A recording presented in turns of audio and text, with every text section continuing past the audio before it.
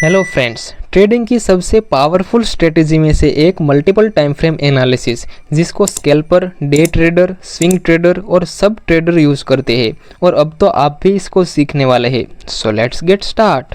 Basically इस concept में हम 3 टाइम फ्रेम का यूज़ करते हैं। जैसे कि मैं स्विंग ट्रेडिंग करता हूँ तो मैं 1 आवर की टाइम फ्रेम यूज़ करता हूँ, तो मल्टीपल टाइम फ्रेम के दौरान मैं यूज़ करूँगा 1 आवर, 4 आवर और 15 मिनट। मैं जो नॉर्मली यूज़ करता हूँ उससे एक बड़ी और एक स्मॉल।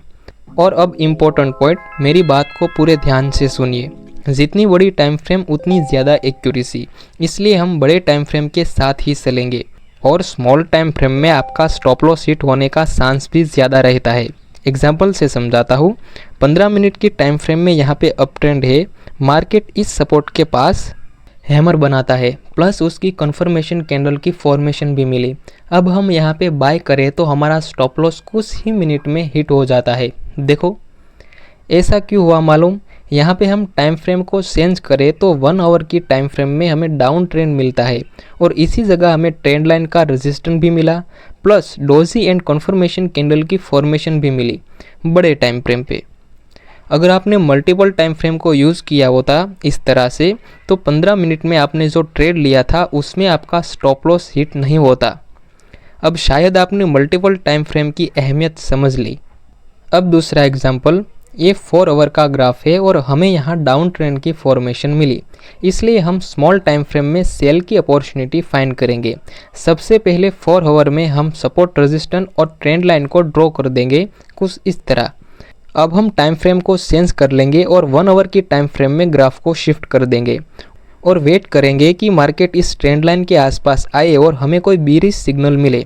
सो मार्केट इस ट्रेंड लाइन के पास आ गया। अब एक बार फिर से टाइम फ्रेम को चेंज कर देंगे और 15 मिनट में ग्राफ को शिफ्ट कर देंगे।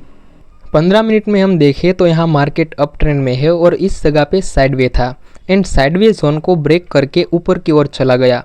अब ये बाय का सिग्नल है, लेकिन हम यहाँ पे बाय बिल्कुल नहीं करेंगे, क्योंकि बड़े टाइम फ्रेम पे मार्केट का ट्रेंड डाउन का है और नज़दीक में ही हमें ट्रेंड लाइन की फॉर्मेशन भी मिलती है, जिसको हमने 4 आवर की टाइम फ्रेम में ड्रॉ किया था। सो हम बाय तो नहीं करने वाले।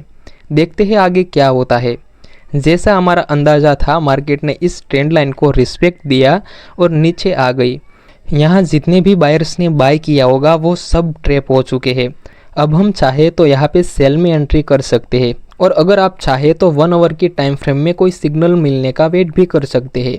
सो 1 आवर की टाइम फ्रेम में हमें बीरिश इंगल्फिंग की फॉर्मेशन मिली। अब हम सेल में एंट्री कर सकते हैं। आपका स्टॉप लॉस रहेगा इस इंगल्फिंग से थोड़ा ऊपर, और प्रॉफिट टारगेट रहेगा नज़दीकी सपोर्ट पे। आप चाहे तो अपने प्रॉफिट टारगेट को ट्रेल भी कर सकते हैं। और अगर आपको इस टॉपिक से रिलेटेड या ट्रेडिंग से रिलेटेड कोई क्वेश्चन हो तो कमेंट में बताइए।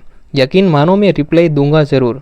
सो आज की वीडियो में बस इतना ही। मिलते हैं अगले वीडियो में।